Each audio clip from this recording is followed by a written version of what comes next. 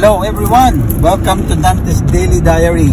Current temperature is about 4 degrees, medyo maulan, and we're gonna go to Toronto, but we're gonna check out some accidents on the road. Titignan natin kung may mga aksidente. We're gonna go and check out whether there's an accident over here. So it's a long way, about 135 kilometers. We're on the QEW highway right now, and this highway has claimed a lot of lives from way back before. So now we're gonna check out whether we can check some accidents on the road. We're the accident chasers. Okay, we'll see you in a bit. Thank you.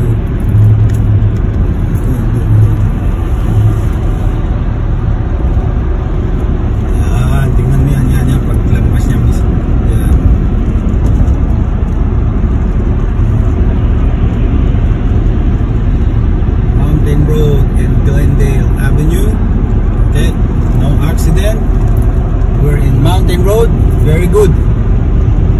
Good, nice. Drivers are well behaved on the road. Okay. Maximum speed 110 kilometers. You can go up to 120. After that one, they're gonna catch you. Cops are gonna spot you and they're gonna ticket. And tickets nowadays have doubled, tripled the price. You know, for parking ticket, illegal parking, they charge you $75. Whoa.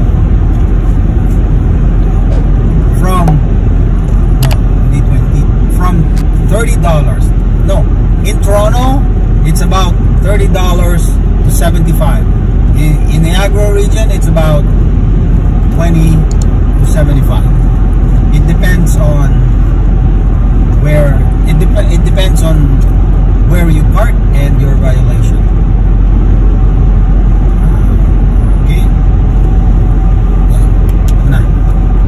Okay folks, we're going up on Glendale flyover, Niagara flyover. This is the longest flyover here in Ontario, and so far wala pang aksidente. It's good kasi well-behaved yung mga drivers. Drivers are well-behaved right now. No accidents on the road. Very fine, smooth driving. Very good. It's a bit rainy. Medyo maulan ngayon, mga folks, at well, we're still heading to Toronto dahil meron tayong importanteng gagawin doon. Nga pala folks, doon sa mga nagbablog na mga nagsasabing mahirap ang buhay rito sa Canada, hindi mahirap ang buhay rito sa Canada. Dahil yung mga nagbablog na yon, asahan nyo, 1 taon na, 2 taon na silang nagbablog, andito pa rin sila sa Canada. They don't have the right to vlog kung nandito sila sa Canada tapos negative yung sasabihin nila sa Canada. No. Umuwi sila sa Pilipinas, magstay sila ron, and then that's the time na mag-vlog sila, sabihin nila mahirap yung buhay dito sa Canada. Kagaya ng mga foreigners, yung mga white people, yung mga Caucasian, yung mga puti na nagre-retire sa Pilipinas, sinasabi nila maganda buhay sa Pilipinas, very easy. For $400 pension, that's their pension. For $400 they can live like a king in Philippines, kasi nga yung pera nila doon malaki. And that's true kasi nandun sila, so that makes sense. Pero yung mga nagbablog na mga Pilipino na sinasabi nila na mahirap ang buhay dito, andito naman sila, that doesn't make any sense. Yun ang sinasabi ng mga puti, na Filipinos are very intelligent people but they don't have common sense. Yun, dun pumapasok yung sinasabi nila na yun. So, huwag kayo maniniwala ron, kasi dito abot kamay nyo lahat. Magtrabaho lang kayo ng konti, kakain na kayo ng masarap, and plus yung mga nagsasabing mga Pinoy na syempre pag nandito ka sa Canada, struggle ka rito kasi kailangan mong bumili ng sasakyan, kailangan mo ganito kasi may winter, tapos magbabayad ka ng insurance. Marami ako napapanood sa YouTube na ganon. Eh di wag kang kumuha ng sasakyan kasi efficient naman dito yung transportation, especially if you're in Toronto. But if you're not in Toronto, okay, then you still can afford to buy a vehicle kung nahirapan kang mag-commute. Huwag ka lang bibili nung mga sasakyan na hindi mo kayang i-maintain or hindi kaya ng sahod mo. Ang problema kasi sa mga Pilipino, kapag nagkaroon sila ng community, syempre magkakaroon sila ng gathering, congregations, and so what not, whatever, pagandahan ng sasakyan. Dito sa Canada, wala kang pwedeng yabangan dito. You don't have to show off to anybody else because all of the Filipinos here are workers. Lahat dito trabahador.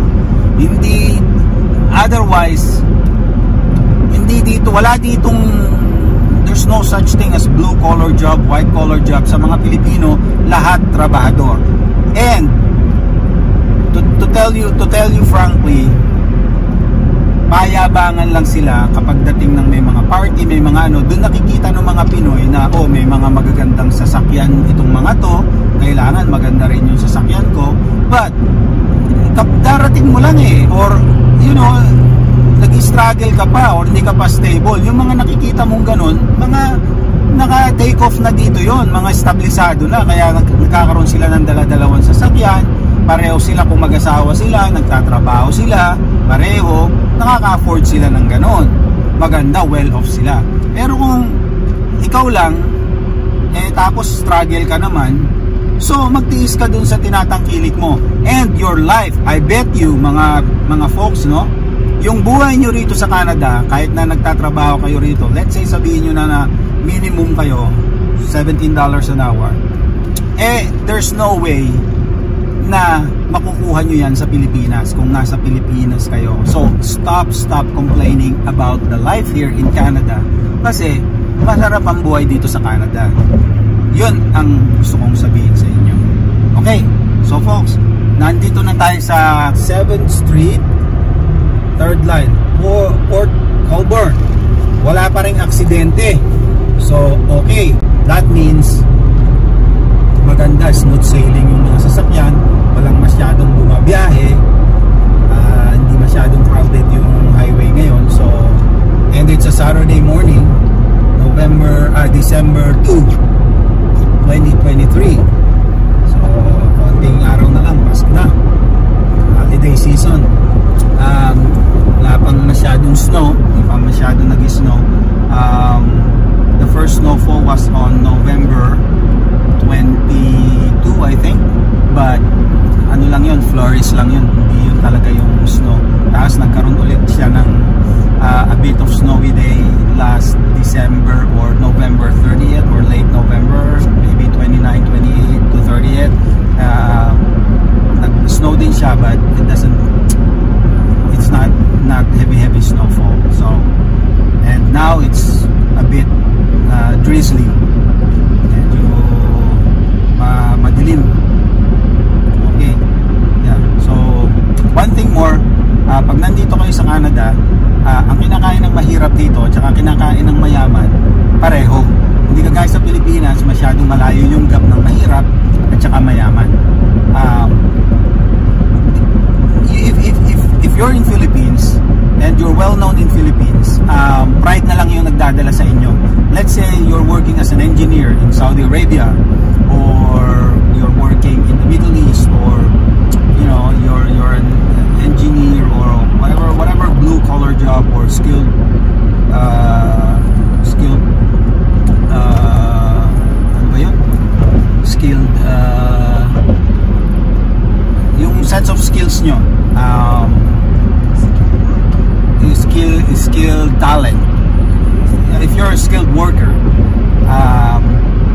tapos pumunta kayo dito, mag-struggle kayo, yung pride nyo na lang ang magdadala sa inyo na I can't do this job, this and that. Yung iba napapaiyak pa kasi sometimes you're a lawyer in Philippines, sometimes you're a doctor in Philippines, and then when you come over here, I mean, you're gonna struggle. Of course you will, simply because the people here, like especially Canadians, no, they won't allow you to overpass them since they studied here. And the education here in Canada is one of the best education in the world compared to the education that we have in Philippines. So, kung pupunta kayo dito, tapos hahanapin nyo yung trabaho, no, hindi nyo magagawa yan. Never ever will Canadians give you an opportunity to be employed here, the same thing as what they have, to be a CEO, or to be a manager right away, or to be a president of the company, whereby you don't even know the place and you don't even know how the industry work here. No. Your experience is gonna be way different unless you upgrade yourself, you study over here in Canada. Then that's the time they will give you the opportunity. No? Sasabihin nyo, discrimination, blah blah blah. Of course there is discrimination. Of course, hindi mawawala yan. Sino ba naman papayag na, I mean, you know, you're coming from the Philippines, you have a very little knowledge of what, on how the safety, like unang-una dito sa Canada, ang safety dito masyadong mataas. So how the safety procedure here works, you don't even know that. And yet, you're expecting a higher position right away. No, it wouldn't happen that way. So, huwag kayong huwag kayong mag-i-expect ng ganon. Nakakabulol-bulol ako, no? So, yeah, don't expect that to happen. Mag-i-struggle kayo rito. Kaya, kung pupunta kayo dito, the best time to come over here is from 25 years old to 40 years old. Kasi yun yung time na aggressive ka pa eh. So 25 to 40 is the best time, and that's where you can raise your family. Sa mga bata, masyadong masarap ang buhay ng mga bata rito. They enjoy every little thing. Lahat-lahat. Free education, free medical, perks at schools, everything. You can really enjoy sa mga bata. Talagang mabe-benefit kayo dyan. So, yun ang the best age na pumunta kayo dito. Pero kung pumunta kayo dito after 40 years old, that's gonna be a struggle. Especially now, in 2023, after COVID, companies are struggling now. So, no way. If I were you, magstay na lang kayo dun sa pinagtatrabahuhan nyo. Kasi ibibenta nyo yung mga assets nyo sa Pilipinas para lang magpunta kayo dito, and you'll never know, hindi nyo alam kung anong pupuntahan nyo rito. Yeah, so once naka-establish na kayo rito, the best, yun, maganda yung foundation nyo. Yung mga nagsasabi na, I hate vloggers that says, you know, life in Canada is hard and this and that, mahirap ganito, ang gagawin mo lang dito is magtrabaho. No, that's not true. Di totoo yan. Kasi sila mismo nga ayaw naman nila umuwi, no? Kasi pagdating sa atin, what opportunity do you have there? Yun ang problema. So, you know, ang government sa Philippines, wala silang maibigay na maayos na trabaho sa mga tao ron, unless you want to do business, or yun nga, you engage in illegal activities or magtakaw ka, kagaya ng mga ginagawa ng mga politicians sa Pilipinas. Yan, nanakaw sila, and yeah, that's the only way they can survive, kasi they cannot work honestly. Yeah, okay, so I'll see you in a bit, mga folks. Andito na tayo sa Stoney Creek. We're here at Stoney Creek right now. There's still no accidents on the road. Very good. Cars are running smoothly. Very good. Drivers are well behaved. Okay, see, 150 kilometers and above, maximum fine 10,000. Can you imagine 10,000 times 40? So that's gonna be what? 400,000 sa Philippine peso. That's a lot. That's huge. And that's the reason why drivers here are very disciplined. Tingnan nyo, walang dumadaan dun sa mga shoulders. People are not like driving on the shoulders because they know that the shoulders are for emergencies like ambulances, fire trucks, police chase, whatever. Yeah, so, you know, people here have common sense. Alright, so I'll see you in a bit, folks.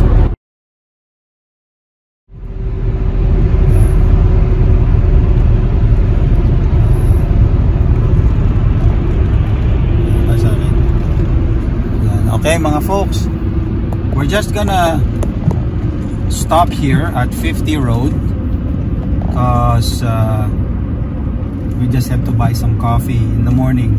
It's about 11:59 already, but you know, if you're on a road trip, sometimes you feel sleepy, so we just have to buy coffee. Yeah, ito maganda pag nagro-road trip kayo, you know, meron ka madadaan ng mga establishments kagaya ng Starbucks. Ang hirap kasing uminom ng Tim Hortons dito kasi Tim Hortons here are very overrated, and hindi kagaya sa Pilipinas. Tim Hortons talagang sikat sila. Dito medyo hindi okay ang Tim Hortons dito. Starbucks ang ano rito, ang popular. So sa Canada, in Philippines I think Starbucks is not so much of a big deal compared to Tim Hortons, although Starbucks is also like, you know, popular in Philippines, but Starbucks is everywhere in Philippines. You can only buy Tim Hortons at certain locations, and that's what makes it really class in Philippines. Pero dito hindi ganun ka big deal ang Tim Hortons. But anyway folks, just to let you know, yeah, pupunta tayo dito. We're gonna check these establishments. Tingnan nyo folks, it's a Saturday morning, and if you feel like you want to drive and you want to visit someone, all you have to do is just like drive yourself out. Mura yung gas, affordable yung gasoline dito, makakapag-drive kayo, and makakakain na kayo kung anong gusto nyong kainin. And that's how good life in Canada is. Yun ang sinasabi ko sa inyo. Masarap ang buhay dito sa Canada. Magkakape ka, hindi ka na magtitimpla, bibili ka na lang, you know, bibili ka, hindi ka gaya dyan pag sa Philippines. Magkakape ka, tapos ipalilista mo, ilista nyo ho, pakidagdag nyo na lang ho, ilista nyo. Pagdating ng sweldo, babayaran nyo yung inutang nyo. Ganun din, walang natitira sa sahod nyo. Yan ang problema. So dito naman, kahit papano, makakasurvive kayo. That's the reason why I'm saying that life here in Canada is really way better. Huwag kayo maniniwala dun sa mga Pilipino na nagbablog ng mga sinasabi nila, ganito, ganyan. Meron pa ako napanood, hindi ko na lang sasabihin, pero mahadera yung babae, no?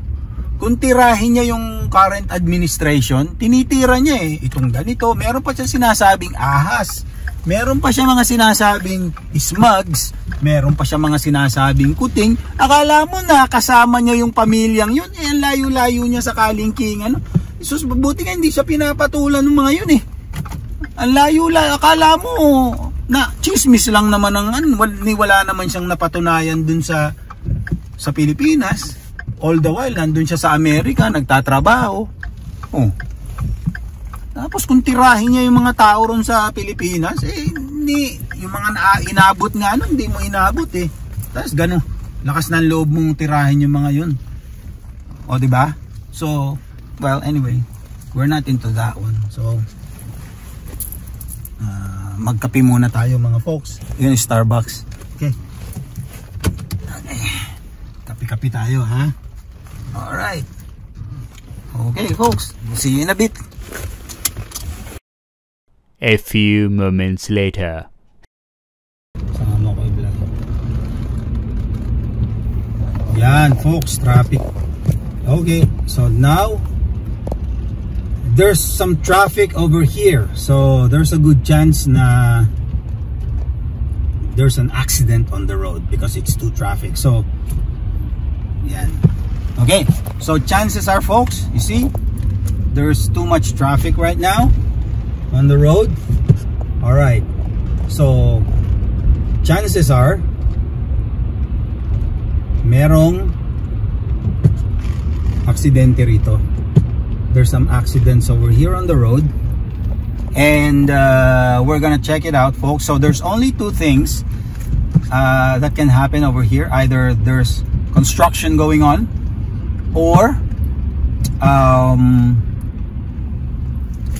there's an accident. But very seldom, pero we also have to consider that because it's Saturday today, chances are there's too many cars on the road. There's such a high volume of vehicles on the road that are driving towards Toronto. So chances are there's just too many cars. I hope there's just too many cars. There's no accidents. That's what we're hoping for. Okay, folks. So as of now, Toronto bound QEW is jammed. So we're speeding at about like 20 kilometers an hour. Para ka lang naglalakad dito. So we're still 52 kilometers away from Toronto. Hopefully we're gonna pass through this traffic without any accidents at all. Alright folks, so we'll see you in a bit. Okay.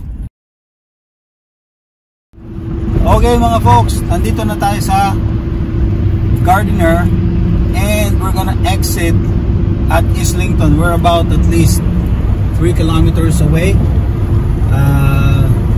going to our destination, and so far so good. There's no traffic, so there's no obstacle, there's no road constructions, so everything is okay. We're at least about 3 kilometers away going to our destination, and so far so good. Walang traffic, wala nang traffic, walang accident. That's the number one thing. There's no accident on the road, QEW, so we're all good. Okay folks, so I think that's it for now folks. Take care, stay safe. Thanks for watching. I'll see you on the next video folks. Bye for now. Okay, so this is our exit.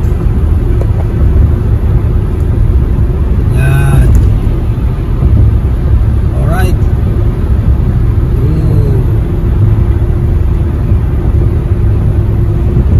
Okay. See, now it's all clear. Everything is good. See, look at that. So now we're gonna be exiting here at Islington North. We're gonna exit at Islington North, and that's it for our travel vlog for today folks. Ito na, once we exit here, then we're all good. No accident. Kita nyo naman folks, ito yung one of the biggest cinema here is Cineplex Cinema. Look at that. Whoa. See? Alright, here's Islington North. There you go. We're gonna exit at Islington North. Okay, look at this. Oh, wow. Alright. Okay, this is one of their beer factory over here. Small beer factory. Okay. Alright folks, so again folks, I guess that's it for now. Thanks for watching. I'll see you on the next video, and stay safe everyone. Bye for now. Bye bye.